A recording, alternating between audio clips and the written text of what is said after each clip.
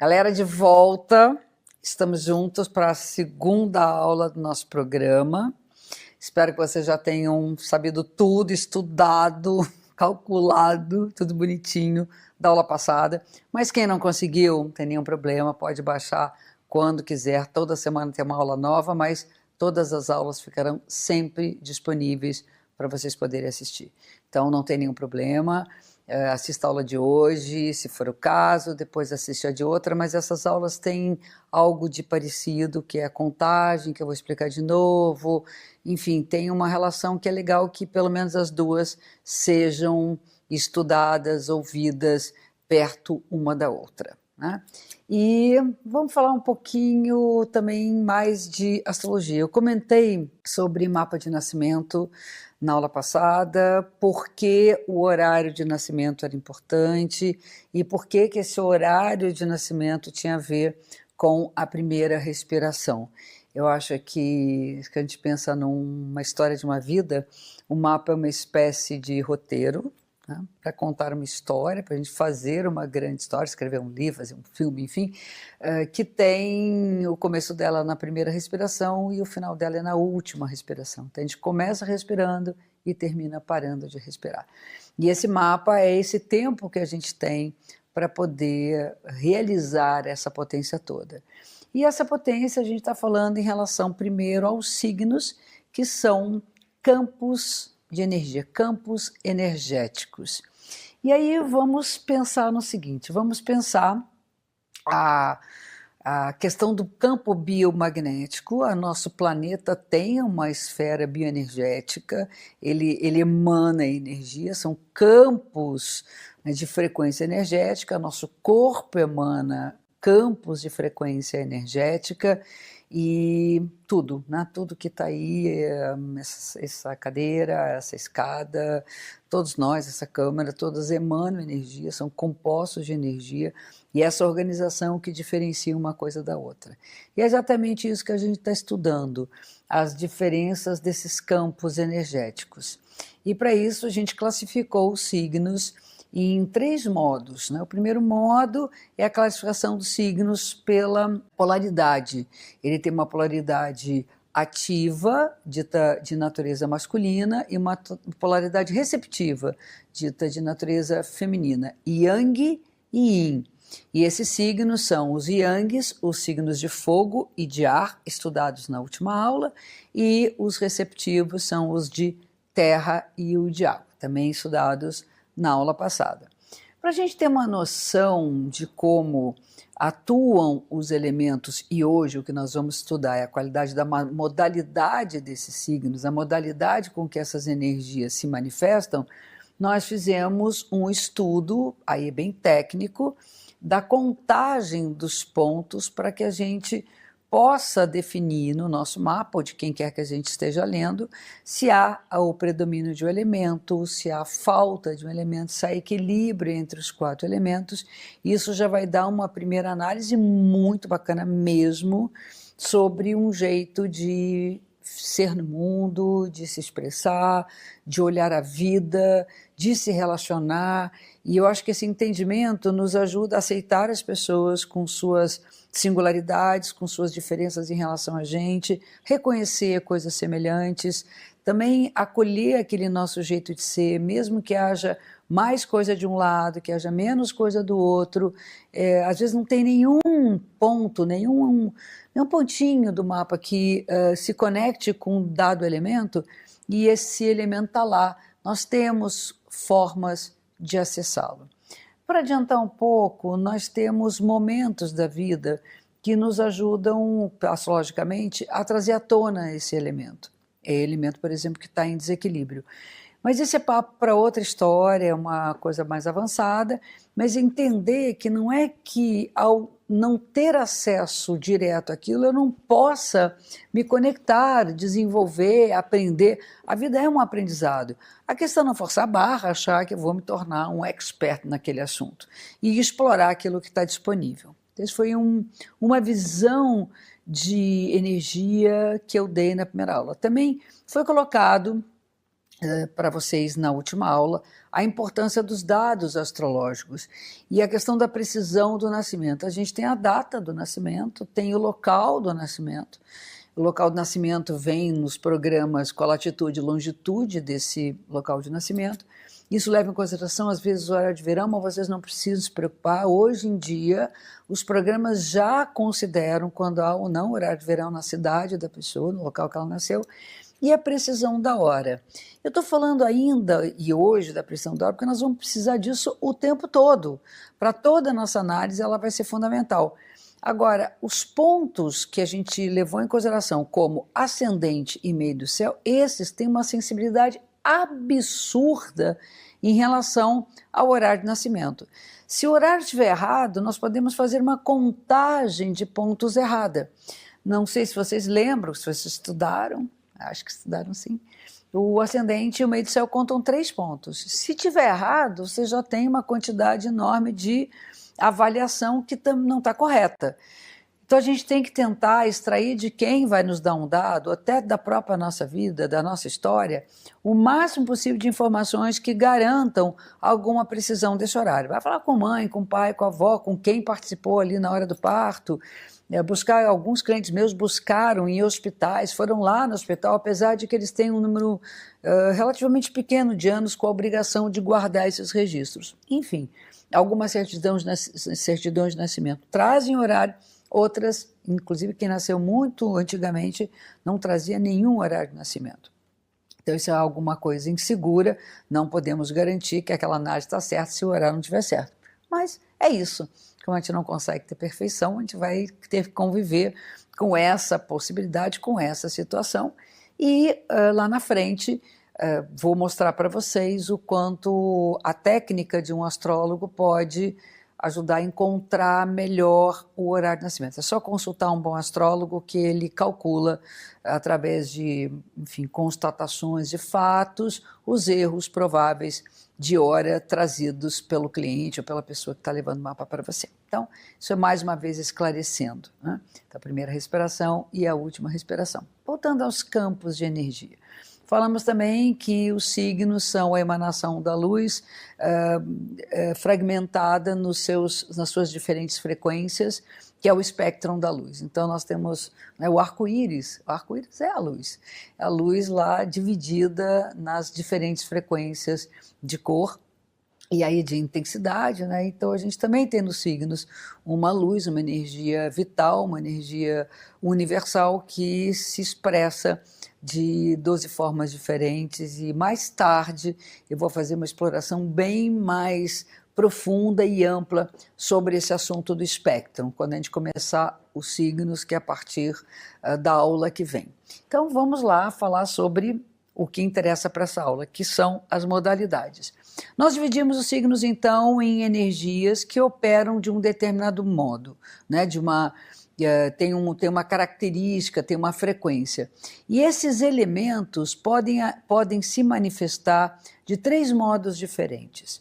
O fogo pode se manifestar de 3 maneiras, a terra de 3 maneiras e assim por diante. Então nós temos 3 tipos de fogo, 3 tipos de terra, 3 tipos de ar e 3 tipos de água.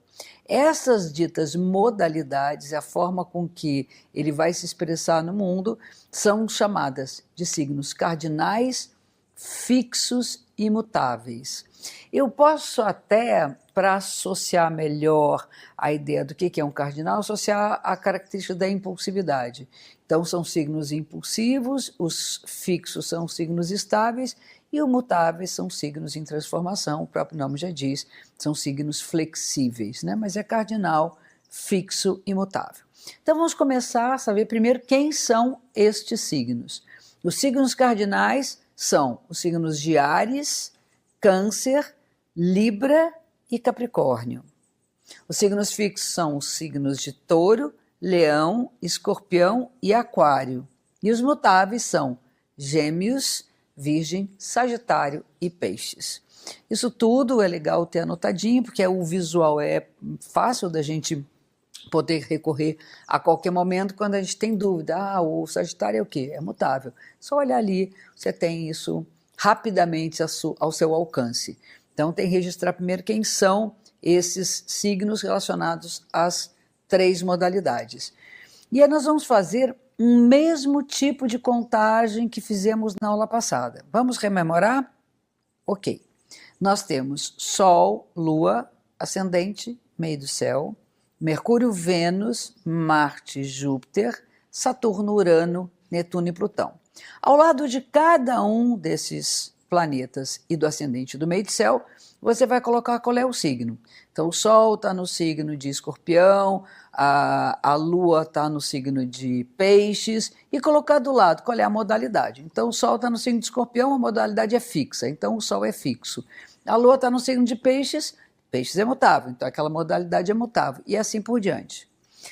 O Sol, a Lua, o ascendente e meio do céu têm pesos diferentes dos outros planetas. Sol, Lua, ascendente e meio do céu tem peso 3, valem 3 pontos. Então, como é que funciona? Sol está no Peixes. Desculpa, a gente estava dando exemplo. Sol está no Escorpião. É um signo fixo, põe 3 pontos para o fixo. Fixo ganhou 3 pontos. A Lua está no signo de Peixes. É um signo mutável, põe 3 pontos para o mutável. O ascendente é Touro, 3 pontos para o fixo. Então, o Sol é fixo e o ascendente é fixo. Então, nós já temos ali 3 mais 3 são 6, e assim por diante. Então, Sol, Lua, Mercúrio e Vênus, 3 pontos. E eles valem mais pontos porque eles são ditos estruturais. Nós vamos estudar um pouco mais lá na frente. Eles são signos da estrutura, da base da nossa formação enquanto indivíduos, enquanto seres.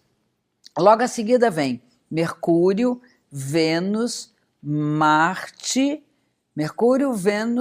e Júpiter. Esses 4 planetas vão ganhar ponto peso 2. Então vai colocar que signo está Vênus, está no Aquário, 2 pontos para o fixo. O Júpiter está na Libra, 2 pontos para o cardinal. E finalmente Saturno, Urano, Netuno e Plutão vão ganhar peso 1. São planetas mais geracionais, tem a ver mais com o coletivo, então eles pesam menos para o indivíduo. Somado tudo, assim como nos elementos, 3, 3, 3, 3, 2, 2 e 1, nós vamos ter um total de 24 pontos.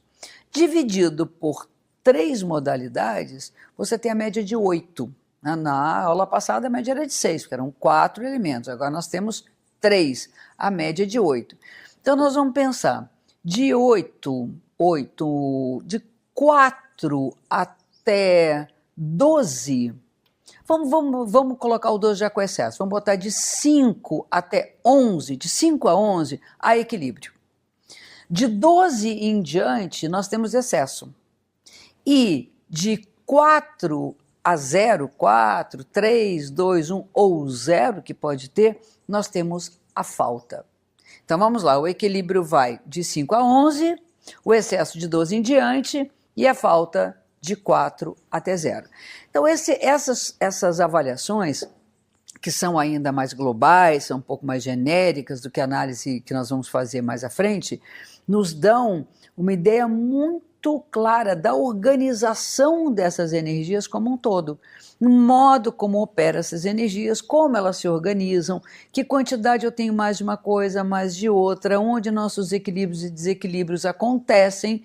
Isso vai ajudar muito a um trabalho muito geral, vale para tudo. Esse tipo de organização, ele sobra para tudo, ele respinga em tudo. Na vida profissional, na vida pessoal, a vida amorosa, espiritual, emocional, tudo vai percorrer essa organização, vai ser atravessado por essa organização e, sabendo disso, nós vamos ajudar, nós vamos melhorar o nosso desempenho em todas as áreas da nossa vida. Na verdade, vamos melhorar o desempenho em relação a nós mesmos, porque vamos acolher o nosso jeito de ser e vamos trabalhar nos pontos em que há desequilíbrio. As modalidades.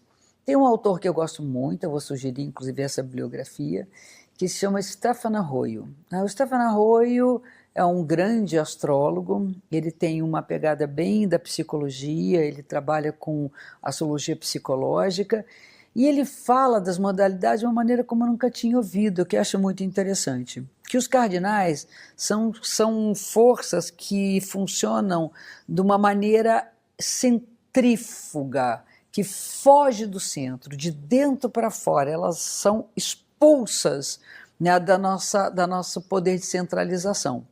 Os signos fixos são os signos contrários, de força centrípeta, aquela que vem de fora para dentro, se concentra no centro. E os mutáveis têm uma força em espiral, elas funcionam espiralando, né, fazendo um movimento de... ele se mexe, ela vai se mexendo e vai ganhando ou para baixo ou ele vai para cima. Então, essas são maneiras da gente lidar com a vida, tirando de dentro para fora, trazendo de fora para dentro, centralizando ou então distribuindo. Uma outra ideia bacana de cardinal fixo e mutável é a seguinte: a ideia de ciclos. Tudo começa, tem um meio, se mantém, se concentra e depois isso acaba e se transforma no começo de um novo ciclo. Começo, meio e fim. Essa ideia das três modalidades é bastante baseada na questão das estações. As estações, você tem 3 meses para cada estação, uma do começo, outra do meio, outra do fim da estação. Quando começa a estação, por exemplo, o inverno, ele não é tão rigoroso quanto o pleno inverno, que é quando está no meio da estação. E depois, no final da estação, já está mudando a temperatura, o clima, para entrar a estação seguinte, começar a próxima estação. Isso é super bonito porque todo o zodíaco ele foi pensado em relação às 4 estações. Nós temos o verão, a primavera, o outono, o inverno, e os signos têm a ver com essa relação das estações. Nós vamos estudar isso em signos. Na verdade, quando a gente estudar cada signo e entender como é que ele funciona nesse ciclo da natureza. Mas, de qualquer maneira, nós temos começo, meio e fim de uma estação. Os signos do começo, os cardinais, eles são signos que representam tudo que dá impulso à vida, tudo que é do começo de uma história, aquela coisa da primeira vez, do momento que a gente gera algo. Eu considero os signos cardinais os geradores da energia, os geradores das situações. Então, exemplo, geradores dos encontros. É o cardinal de ar, o gerador das emoções é o cardinal de água, o gerador da materialidade, que faz a coisa se tornar matéria, é o signo de terra, é o cardinal de terra, e tem o cardinal de fogo, que faz com que a energia seja criada, a própria criação da vida, né, o nascer de uma criança, que é o signo cardinal de fogo. Então, todas as nossas primeiras experiências, a primeira vez que a gente viaja, a primeira vez que a gente namora, a primeira vez que a gente estuda, nosso primeiro contato com o mundo, tudo isso tem uma pegada semelhante ao signo cardinal. Então, as pessoas que são cardinais são pessoas que dão origem às coisas, têm um potencial criativo imenso, iniciativa. É incrível a coisa da iniciativa, falar em termos de cardinais, porque vocês vão questionar, mas e Libra? É um signo de iniciativa? E Câncer? É um signo de iniciativa? Quando a gente lembra de Áries e Capricórnio, para quem já conhece um pouco, até dá para entender. O Áries é super impulsivo, o Capricórnio não pode ver uma coisa para fazer, que ele imediatamente já tem o impulso de fazer. Libra, vou dar um exemplo, é impulso de encontrar alguém. Então, quando aquela coisa, você está jantando sozinho, o impulso de Libra é olhar para o lado, é ver se tem alguém ali do lado. É o impulso da natureza de acasalar. Então, é completamente impulsivo a necessidade que nós temos de estabelecer relações. Isso tem a ver com a Libra, é o impulso da relação e até o impulso que o cérebro tem de pensar. Então, quando a gente começa assim, bom, vamos começar a pensar, isso é Libra. E o signo de Câncer é o impulso emocional. Isso para mim é muito claro. As emoções brotam, elas vêm do nada, elas surgem e dão início a uma série de um desdobramento de sentimentos, de situações que envolvem a nossa sensibilidade, os nossos afetos, é o nosso impulso afetivo. Isso é o signo de Câncer. Então, Câncer enquanto cardinal. Então, signos cardinais são aqueles da origem, que teve com a origem das coisas, é aquilo que dá criatividade à vida e a tudo que nós experimentamos e vivemos, E são pessoas naturalmente impulsivas.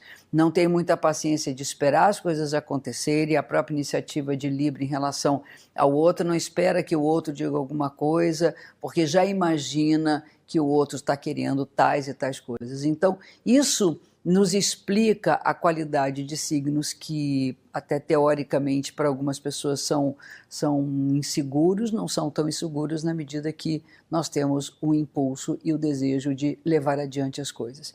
É aquela coisa de começar mesmo, tem que começar um curso, vamos embora, tem que ter ânimo, tem que ter vontade, vamos fazer uma viagem, tem que ter iniciativa de comprar passagem, de ver o preço das coisas, de achar um hotel, o impulso de casar, vamos esperar, vamos esperar até estar tudo bem. Vamos ter um filho, esperar para ter tudo bem, não vai ter nunca, não vai casar nunca, não vai fazer a viagem nunca. Tem hora que é assim, vamos partir e depois a gente resolve. Isso é muito legal nos signos cardinais. Eu me lembro de uma aula, eu tinha uma amiga muito próxima, capricorniana, tenho uma amiga muito próxima, e ela estudava comigo e trabalhava já com astrologia. E no final da aula, eu sou ascendente touro, que é um signo fixo de terra, e ela é Capricórnio, que é um signo de terra cardinal. E eu terminava a aula, aquela coisa gostosinha, sabe, eu queria ficar ali, tomar um cafezinho, sabe, dar aquela descansada. Ela pulava da cadeira quando os alunos saíam, saia arrumando tudo. Eu disse, espera aí, calma, vamos esperar um pouquinho. Ela, não, primeiro a gente arruma tudo, depois toma um cafezinho. Eu cheguei, tá aí, uma fixa, vai tomar primeiro o cafezinho, vai ficar ali quietinho, esperando, assentando a coisa. E o cardinal, que logo já se mobilizou, já logo levantou, já logo foi ao que interessava, que era arrumar a casa depois da aula. Isso é interessante, a gente vê a diferença entre um signo fixo e um signo cardinal. Ok, então vamos lá para os desequilíbrios do signo cardinal. Quando há falta de cardinal, a dificuldade de dar o primeiro passo. Exatamente isso. Tem que ter um projeto à frente. Então está lá, já tem tudo arrumado, está tudo certo, já tem o objetivo final, porque está tudo certo, é o fixo. Então se organizou, conseguiu concentrar a energia naquilo e já imaginou como é que é o final de tudo isso, já tem os objetivos, que é o mutável, mas não vai. Sabe aquela coisa vai adiando? Sempre tem uma coisa engraçada, a falta de cardinal. E aí, vamos dizer, eu tenho que começar a gravar aula. Vamos imaginar a falta de cardinal. Tenho que começar a gravar aula. Aí eu começo a conversar com o Guga. Não, porque não sei o quê, porque aí, não, vamos tomar um cafezinho, vamos fazer alguma coisa? Eu e os cafezinhos, né? Vamos tomar um cafezinho, né? Quando vê, passou a tarde inteira e não começou a aula. Não foi. Isso seria uma falta de cardinal. Então chega uma hora que diz assim, ok, está tudo pronto, está tudo correto, você está seguro do que você quer, tem um objetivo traçado, sabe, fecha o olho e vai. Sabe daquela coisa? Não pensa duas vezes e dá esse primeiro passo. Depois de dar o primeiro passo, fica fácil. Sabe aquela coisa engrena? Depois que deu o primeiro passo, foi tudo mais fácil. A mesma coisa, propõe a fazer uma prática esportiva, ou pedalar, correr, malhar, fazer uma aula de yoga. Tá tudo certo, já escolheu qual é a academia, eu quero correr na praia, quero correr ao ar livre, ou já sei qual é a professora de yoga incrível, maravilhosa, os objetivos, eu quero ter um corpo bacana, quero ter uma boa saúde, eu quero crescer espiritualmente com minha prática. Quem diz que vai lá e faz a matrícula, liga para a galera, liga para a professora. Tem um monte de coisas que vem antes, gente. Ah, não, peraí, deixa eu terminar primeiro isso aqui. Estava fazendo um curso de inglês, de italiano. Quando vê, foi. Não tem mais nada. Não existe aula de yoga, não tem correr, não tem pedalar. Isso vai sendo adiado. Então, quando você dá o primeiro passo, todo mundo fala isso mesmo. Vamos lá, força um pouquinho nesse momento, dá aquela forçada. Vamos ligar, liga agora. Sabe aquela, liga agora. Tá bom. Aí houve um comprometimento. Não foi tão difícil. E aí você, ok, pode ser amanhã, pode ser amanhã. E não fica tão difícil. A coisa flui, porque aí vem o fixo, provavelmente a pessoa vai tendo uma certa quantidade, e o mutável, que também tem. O excesso do cardinal. O excesso de cardinal é aquela coisa que vai por impulso. Não dá tempo nem para acabar uma história, já está começando outra. Então começou hoje, começou a aula de italiano, ok, empolgadíssimo. Amanhã já está fazendo, sei lá, aula de skate. é uma coisa que não dá continuidade, quer dizer, a ideia é que esteja sempre com novidade. É o desejo do novo sempre, é o desejo de algo que não fez ainda. Isso é maravilhoso, porque são pessoas que vão levar realmente o mundo a fazer as coisas acontecerem. Porém, pode haver muita dissipação de energia por começar um monte de coisa e não terminar nenhuma. Essa aqui é a ideia.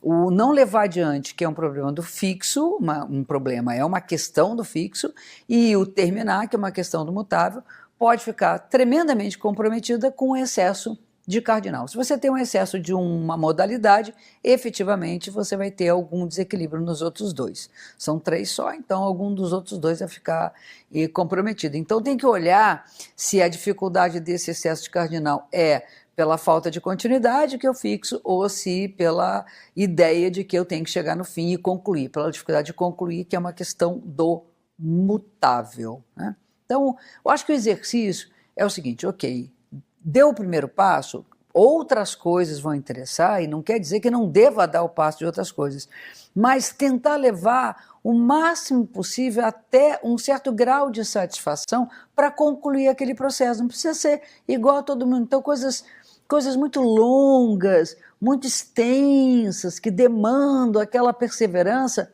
não é adequado uma pessoa que tem excesso de cardinal, vamos combinar. Não é uma escolha que vai fazer sofrer, eu acho que não precisa nada disso. Então são coisas mais imediatas, mais rápidas, trabalhos tipo quem trabalha freela, né? Quem faz freelancer, quem não está lá comprometido, então faz aquele trabalho e acabou, parte para outra, é mais fácil. Para quem tem excesso de cardinal, então a ideia é, a continuidade é difícil, não tem nenhum problema começar, mas tenta fazer alguma coisa que não demande tanto tempo, um trabalho que possa ser entregue com mais rapidez, um tipo de atividade que você não precisa ficar o tempo todo esperando até aquilo acabar, vai perder o interesse rapidamente. Essa é a historinha dos desequilíbrios, da falta e do excesso de cardinal. Então, se tiver pouco mutável, não acaba nunca, se tiver pouco fixo, a gente vai ter problema de continuidade. E agora vamos ver qual a questão dos signos fixos. Os signos fixos, como o próprio nome diz, tem a ver com fixação, firmeza, solidificação, concentração. Então, a maior qualidade de uma pessoa que tem e que é do elemento fixo, que tem o equilíbrio desse elemento, é conseguir concentrar-se depois de ter dado impulso, iniciativa em algum tipo de atividade, algum tipo de experiência. Fixo tem a ver com manutenção. A gente saber que as coisas devem durar, que elas têm o seu tempo, elas precisam um tempo para estabilização. Então, uma das questões associadas ao signo fixo é o da estabilidade, da segurança, da perseverança, da intensidade, fazer com que as coisas possam tomar uma forma dentro da gente e que tenham um eixo em torno do qual eles se equilibram. E eu gosto muito da ideia de eixo no fixo. Se o cardinal é uma força que vai para fora, o fixo é uma força que se concentra, que vem para dentro, estabelecendo um ponto de referência. Eu acho que essa referência, que é a referência que faz com que as coisas durem, com que as coisas se estabilizem, com que elas tenham uma consistência, uma profundidade, é o ponto-chave que uma pessoa da modalidade fixo pode ter na vida. E eu acho que a ideia de controle deve ser somada a tudo isso. Vamos falar um pouquinho de controle, que é uma questão muito cara às pessoas que são do elemento fixo, estou falando de elemento da modalidade fixa, e que é tanto para o aspecto criativo, vamos dizer, do aproveitamento dessa força, como para o aspecto dissipativo, ou até quando a coisa não funciona bem. O controle é fundamental para que você possa conter a sua vida nas suas possibilidades. Então, eu preciso ter controle das emoções, a palavra domínio é até mais interessante para não cair numa esfera, vamos dizer, tradicionalmente do negativo. Ter domínio de minhas emoções, ter domínio da minha mente, domínio do meu corpo. Olha que bacana você poder dominar as tendências do seu corpo, a sua própria natureza, acolhê-la, afirmar-se naquilo que seu corpo é. Você poder ter domínio das suas emoções, dos seus sentimentos, então ter lá uma mágoa lá de não sei quando, parará. Você conseguir dominar essa mágoa. Se você colocar a modalidade junto com o elemento, você vai entender um signo. Por exemplo, está falando de dominar os sentimentos. O signo fixo de água é Escorpião. Está falando das mágoas, dos ressentimentos, enfim, das angústias. Você conseguir dominar suas mágoas, dominar seus sentimentos, que é uma característica do Escorpião, é tudo de bom. Você ser levado por elas pode efetivamente perder o controle, como se diz, perder o eixo. Você dominar a sua mente, que é a coisa do aquário, do mental, seus pensamentos, conseguir ter controle daquilo que você está pensando, você dominar uma linguagem, dominar a sua relação com as pessoas, é genial. Então, essa questão de ter, vamos dizer, as coisas nas suas mãos tem muito a ver com essa modalidade fixa. Por outro lado, o controle pode ser um problema, que é o caso de quem tem um excesso. Quem tem a falta, por exemplo, tem dificuldade de ter controle das emoções. Então fica ali das emoções, do pensamento, dos impulsos, então fica numa instabilidade muito grande, as coisas ficam simplesmente se dissipando e não tem vamos dizer, a firmeza de lidar com aquilo que está acontecendo na vida. Falta essa firmeza, falta esse chão, falta essa estabilidade. Consequentemente, tem pouco controle sobre as coisas. No caso do excesso, é interessante que o excesso de controle vai colocar exatamente na mesma condição, que é a dificuldade de controlar, que é ser dominado por um certo sentimento, ou por um certo pensamento, ou por uma certa dimensão física. Então, por uma dor, por exemplo, você ser dominado pela dor. É legal você conseguir dominar uma dor. Isso faz com que você sofra menos. Isso é um exemplo. Dominou a dor, você sofre menos. Você não dominou a dor te domina e você sofre muito mais. Então, a questão do excesso é exatamente você querer ter controle sobre tudo, principalmente, e aí vem o desafio, daquilo que não está sob controle, e aí sofre-se porque as coisas passam a ser efetivamente os senhores da sua vida e você escravo de sentimentos, de pensamentos, de pessoas, enfim, de impulsos, o que também não é legal. Então a gente vai falar, esse excesso de firmeza, excesso de estabilidade, pode prendê-los. Eu acho que o excesso fixo acaba aprisionando as pessoas num determinado padrão, num determinado modelo, e que dificultam as mudanças, transformações, as novidades, aquilo que pode, por exemplo, o cardinal, vem uma coisa nova, vamos lá, vamos não. Estou aqui, daqui eu não saio, está tudo certo, mesmo que não seja uma coisa legal. Está ali porque tem ideia de que domina e controla aquilo. Nem sempre é verdade, mas se coloca num território que é um território de muita inflexibilidade. Então fica aquela coisa das convicções, não, o que eu acho é isso, eu tenho certeza. Certeza como? Certeza de quê? Você tem certeza até o momento que deixa de ter. E esse momento que deixa de ter que é fundamental para quem tem o excesso. Ao contrário de quem tem falta, a falta de firmeza pode levá-los a enfim, ficar muito na mão das pessoas, ficar muito à mercê das inseguranças. Né? Então, a ideia é que quem tem a falta, faça um esforço para perseverar sobre o desejo. Então, ok, deu um impulso a uma atividade, começou uma relação, vamos embora, invista na manutenção.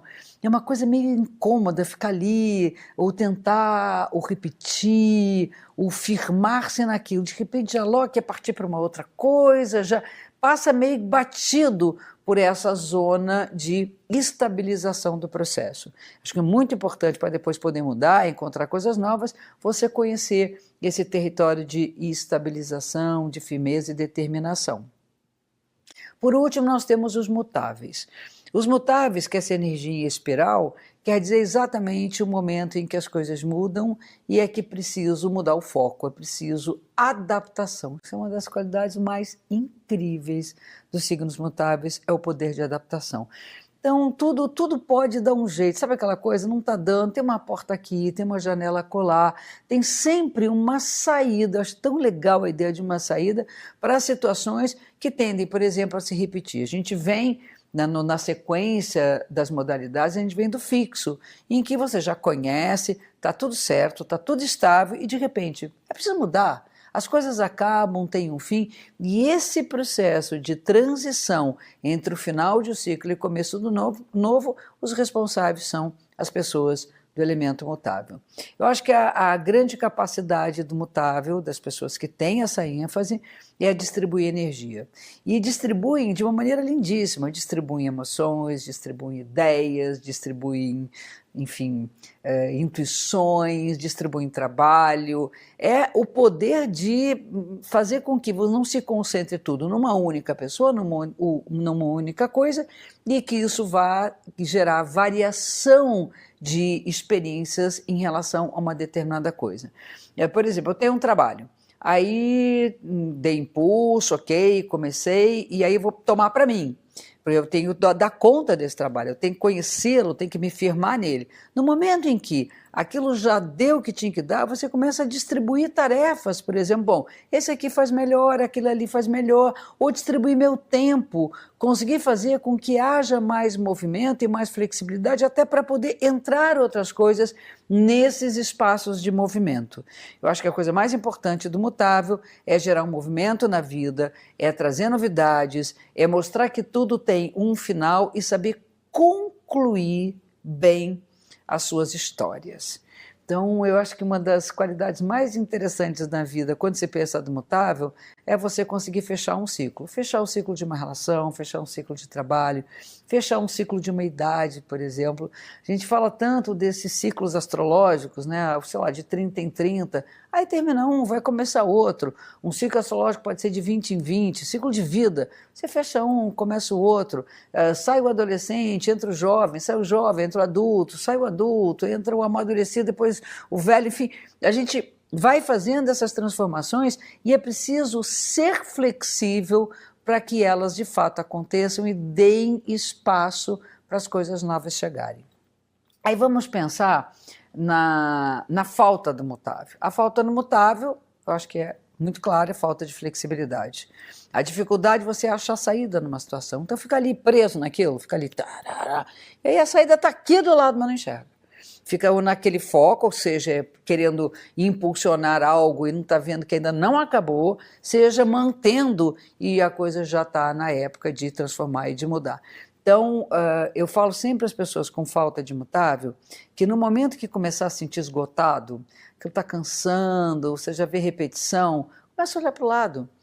Fique atento aos sinais, essa é uma dica para quem tem falta de mutável. Fique atento aos sinais, a vida vai dando sinais. É uma pessoa que liga, é uma coisa que você lê de repente do nada e que abre uma janela para a alma. Sabe aquela coisa de você vai num outro fluxo, você vai num outro mundo e você faz realmente uma curva mais suave.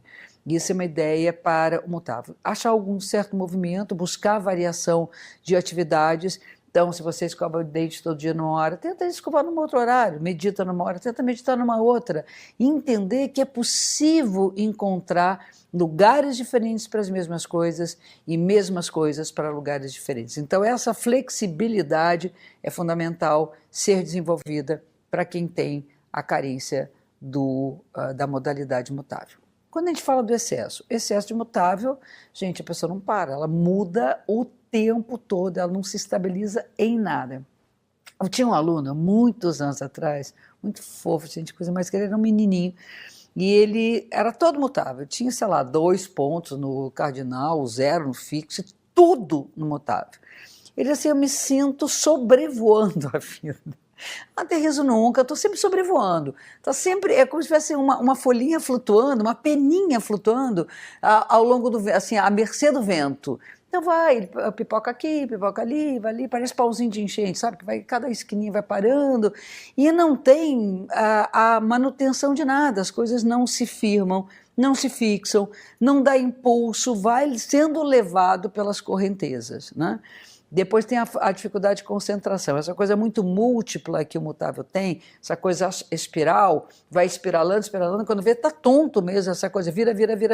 Você chega uma hora que tem que firmar. Tem uma boa ideia, vocês podem ver isso em vídeo, para o mutável, excesso de mutável, que é quando a bailarina dá o giro. Vocês já viram como é que a cabeça dela gira? O corpo dela gira, a cabeça vai assim, tum, tum. Porque senão ela fica tonta. Então a cabeça ela não acompanha o giro. Ela, para poder manter o eixo, ela faz com que a cabeça só gire a cada meio giro. Dá uma olhadinha que isso é interessante, que é a coisa de você conseguir ter o eixo. Senão você fica tontão e sai tontão pela vida, aquela coisa fica doidão e as coisas não estão sob seu controle, não estão sob domínio, você é levado pela maré. Quando diz, cara, eu fui levado pela vida e não tive a possibilidade de tomar a vida para mim. Galera, essas são as bases do estudo dos signos e a base dos estudos das energias. Eu vou introduzir uma outra coisa ainda hoje, a gente tem tempo para isso, que é a ideia de foco, também baseado na questão da localização dos planetas. Só que isso é uma coisa que seria dada mais adiante, mas que para fazer a base é tudo de bom. Então vamos dar uma adiantadinha, depois a gente lá na frente estuda melhor. Nós temos na carta natal, lembre que vocês vão calcular a carta de natal de vocês e vocês vão ver uma linha onde está escrito ascendente de um lado e lado oposto é descendente. Essa linha em geral é colocada na horizontal, porque é a linha do horizonte, e tudo que está em cima dessa linha é a parte visível do céu. Aquilo que era visível, você olhava, podia ver aquilo em cima do seu horizonte. E tudo que estava abaixo do horizonte é aquilo que não era visível. Ok? Segunda linha. Existe uma linha na vertical. Nem sempre ela é perpendicular, faz o ângulo reto. Ela pode ser um pouco mais para cá, pode ser um pouco mais para lá, dependendo da época e do local que a pessoa nasce. Isso é outra história, isso é mais parte de cálculo e de mecânica celeste, que é a parte de astronomia. Mas, de qualquer maneira, para saber dessa linha, basta saber onde é que está o meio do céu. O meio do céu, normalmente, é uma flecha que aponta para cima, nessa perspectiva quase que perpendicular à linha do horizonte, que é o meridiano. O meio do céu é o lugar onde o sol passa durante o dia ao meio-dia, quando ele fica em cima da cabeça da gente. E o fundo do céu, o que está lá embaixo, que fura, se você ficar em pezinho assim, você vai ter o fundo do céu ali e o meio do céu aqui. Bom, então você tem o horizonte, o fundo do céu e o meio do céu. Nós podemos então dividir nossa carta natal da seguinte maneira: o que está acima é visível, o que está abaixo é invisível. O que está do lado do ascendente está no leste e o que está no lado do descendente está no oeste. Então vocês vão contar ali daqueles mesmos planetas, agora não contando o ascendente e meio do céu nesse caso, tá? Não entra o ascendente e meio do céu. Vocês vão contar o Sol, a Lua, Mercúrio, Vênus, Marte, Júpiter, Saturno, Urano, Netuno e Plutão e vão ver quais os que estão acima do horizonte e quais estão embaixo. Você vai colocar acima do horizonte, tem o Sol, tem Mercúrio, tem Vênus. O que eu tenho abaixo? Todo o resto. Então vai botar lá, vai ter Marte, Júpiter, Saturno, Urano, Netuno e Plutão. Depois vocês vão ver tudo que está a leste, tudo que está para o lado do ascendente. Então tem X, Y, Z, tais planetas estão desse lado, anota e põe do lado contrário os que estão a oeste. Vão ser os planetas que estão nessa parte do descendente, que estão vinculados ao descendente. Ok. Aí você vai contar acima do horizonte, para o Sol, para a Lua, 3 pontos, da mesma maneira como vocês contaram lá nos elementos. Então tem acima do horizonte, tem nada a ver com elemento e modalidade. Os planetas acima, vamos colocar, acima do horizonte, tem Sol, tem Mercúrio, tem Vênus. Então, 3 pontos para o Sol, 2 pontos para Vênus, 2 pontos para Mercúrio. Então, Sol e Lua, 3 pontos.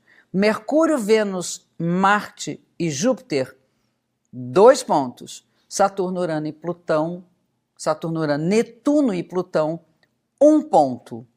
Isso vale para cima, para baixo, para a esquerda, ou seja, para leste e para oeste. Aí vocês vão ver, a pessoa pode ter mais ênfase abaixo do horizonte, que são consideradas pessoas introspectivas. Existe até a palavra introvertida, mas não quer dizer timidez. Não quer, eu conheço muita gente que não tem nada acima do horizonte, não são tímidas, até porque tem signos extrovertidos, que se expressam, por exemplo, signo de fogo, em áreas que são semelhantes a signo de fogo, mas elas são interiorizadas, elas têm uma riqueza muito mais interna do que externa. tem pessoas, vocês vão ver o quanto você tem acima do horizonte, que é a nossa relação com o mundo externo, é a nossa missão no mundo, o sair da sua historinha individual, ir para a história coletiva, fazer alguma coisa que tenha a ver com o mundo de fora. Depois você tem a parte esquerda do mapa, que é do leste, que tem a ver com ascendente. Todo esse lado tem a ver com a individualidade, com todo o nosso aspecto narcísico, aquilo que tem a ver com o que nos identificamos, com a construção da ideia de um eu. E do lado do descendente, ou seja, do lado oeste, nós vamos ter toda a experiência da coletividade, das relações, daquilo que se associa às pessoas. Então vamos lá. Ter ênfase embaixo significa ter uma vida mais interiorizada, introspectivo. Ter ênfase acima do horizonte tem uma vida mais para fora, com a ambição de fazer alguma coisa no mundo, o que nós vamos falar do extrovertido, aquilo que vai ser construído de dentro de mim para fora de mim. As pessoas têm ênfase para esquerda, para leste, para o lado do ascendente, são pessoas mais ligadas à sua individualidade, mais à afirmação de um eu. E as pessoas que estão voltadas mais para oeste são aquelas que têm a ver mais com a ideia de alteridade, ou seja, de olhar para o outro, de associar-se, de pensar nos encontros e relações. Isso também tem um caráter mais genérico, porque nós temos exatamente, por exemplo, signos de ar, que tem a ver com coletivo, pessoas que... Isso aqui é... Minha cachorrinha está com problema de tosse, vocês vão ouvir um pouco, porque eu não vou cortar o vídeo agora, porque a gente está terminando a aula. Mas, enfim, Guga, está dando? Então, tudo bem, vamos seguir. Então, vamos lá. A gente pode ter equilibrado embaixo e em cima. Então, vamos pensar no embaixo e cima. Uma pessoa tem, ao todo vai dar 18 pontos, tá? Porque não contou o ascendente, não contou o meio de céu, somando tudo dá 18. Então, se você tiver 9 embaixo, 9 em cima, tá tudo certo. Se você tiver abaixo de 4 ou acima de 12, a coisa começa a ficar em desequilíbrio. Então, vamos lá. Vamos dizer que tem 9 e 9, ou que tem 10 e 8, por exemplo, há um equilíbrio. Então, imagina que você vai construir um prédio, tem bases, tem fundações para levantar 9 andares e você constrói 9 andares. Então, aquilo que você quer construir no mundo está bem alicerçado com suas condições internas. Agora, se for diferente, se eu tiver mais base e menos olhar para fora. Eu sou uma pessoa que tenho toda uma consistência, desceu a mocinha ali, ó. Tudo bem, menina? Bom, tem uma consistência interna, ela é toda interiorizada, mas ela não vai tanto para o mundo, ela tem segurança com o que vão pensar dela fazer, com a sua eficiência no mundo externo. Quando ela vai para o mundo, ela vai mais insegura. Então ela precisa ter muita base, aquela pessoa que precisa ser muito bem fundamentada para então sentir segura e fazer seu papel no mundo. Aí eu fico pensando normalmente no prédio. Vamos dizer que tem 12 embaixo e 6 em cima. Tá? Já é um desequilíbrio, 12 embaixo e 6 em cima. Tem o dobro embaixo. 12, dá 18. 12 embaixo, 6 em cima. É aquele que vai construir um alicerce para levantar 12 andares, mas para garantia, para não cair, vamos levantar 6. Então poderia ter um pouco mais. Sabe o que eu falo? Esses 6 tem que ter muita qualidade. Não precisa fazer 12, que daria 24, que não é o caso. Então vamos lá, 12 de bastante intensidade, de firmeza, segurança de que você tem cacifo para bancar as coisas lá fora, mas quando chega lá fora, a qualidade desses 6 tem que ser show de bola. O contrário, tem excesso em cima e falta embaixo. Normalmente falando dos excessos e da falta. É aquela pessoa que constrói um prédio para, sei lá, fundação para 2 andares e projeta 16. Vai cair alguma coisa de cima, não está bem fundamentado. Então, é interessante porque não é que vai ter que buscar mais quantidade de bases, mas esse o investimento na sua segurança interior, nas suas bases, nos recursos para poder se sentir seguro de lá fora com garantias, precisa ter uma qualidade enorme. Então a pessoa vai ter que olhar mais para dentro, ver os recursos que ela tem lá fora para bancar as ambições, aquilo até que o mundo espera dela. Ela nasceu com uma missão grande de fazer as coisas acontecer lá fora. Ok. Vamos pensar agora em relação à pessoa que tem a identidade, tem o lado do eu fortalecido e o lado dos encontros, das relações um pouco mais fragilizado. Então, novamente, tem, sei lá, tem 15 aqui e tem 4, 15 dá 18, 15, tem 3 do outro lado, 15 de um lado e 3 do outro. Então a pessoa que ela assim, ela acha que, ela sente que ela pode fazer um monte de, ela faz tudo, é ela que resolve, é ela que diz onde é que vai, as pessoas esperam dela um monte de coisa, e ela acha que o mundo pensa como ela e depois se decepciona enormemente porque as pessoas não são parecidas com ela.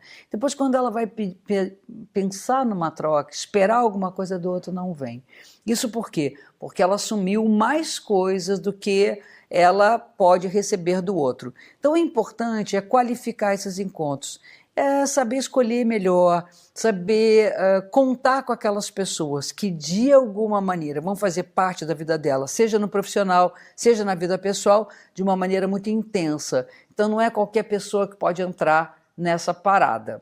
E por outro lado, aquele que tem uma estrutura mais alteritária, que a gente chama, mais voltada para o outro, ela deve fortalecer a sua própria vontade. Ela tem que ter um espaço para ela, né? Ela tem que ter uma qualidade de eu mais bem desenvolvida. O exemplo disso, tem uma casa e eu vou receber pessoas. Eu tenho 15 no eu e tenho 3 no outro. Vamos lá, são 18 quartos, tem 15 aqui, 18 cômodos e tem 3 ali. Esses 3 cômodos reservados para as pessoas são os melhores da casa. Reserva a cozinha, reserva o melhor quarto e aquele cantinho ali para uma leitura gostosa. O resto é teu. É mais ou menos uma quantidade grande, mas a qualidade aqui enorme. O contrário, se tem 3 de um lado, 15 do outro. Estou dando só exemplo de 3 e 15, mas pode ser outro desequilíbrio.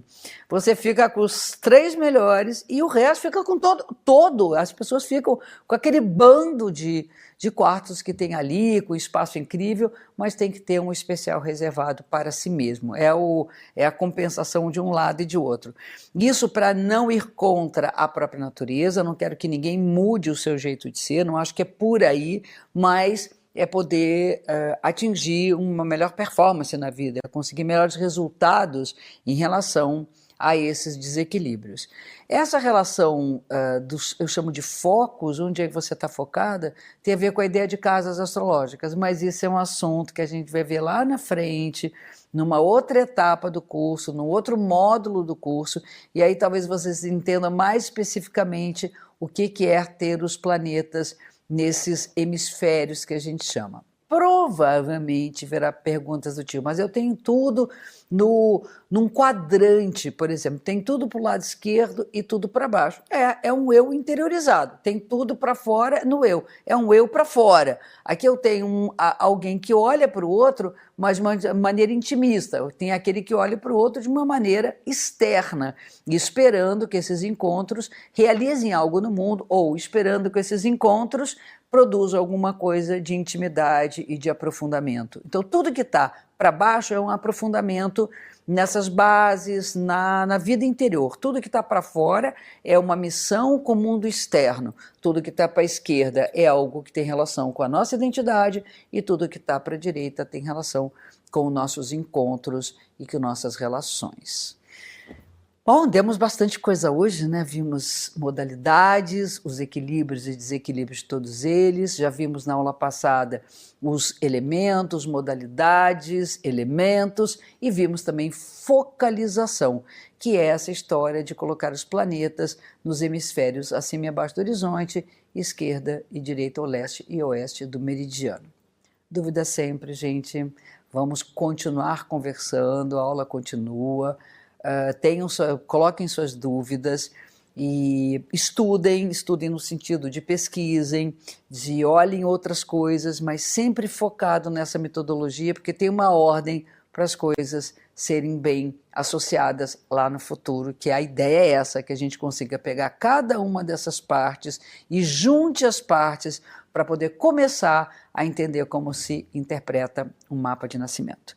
Fica um super beijo, mais um encontro entre a gente, é uma comunidade que a gente está formando, cada vez mais próxima, conto com vocês, vocês podem contar comigo e até semana que vem numa terceira aula, ok? Tudo de bom nessa semana, um beijo grande, muito amor, muito carinho e gratidão, e que os astros nos acompanhem sempre com muita generosidade e carinho. Eles acompanham. Beijão.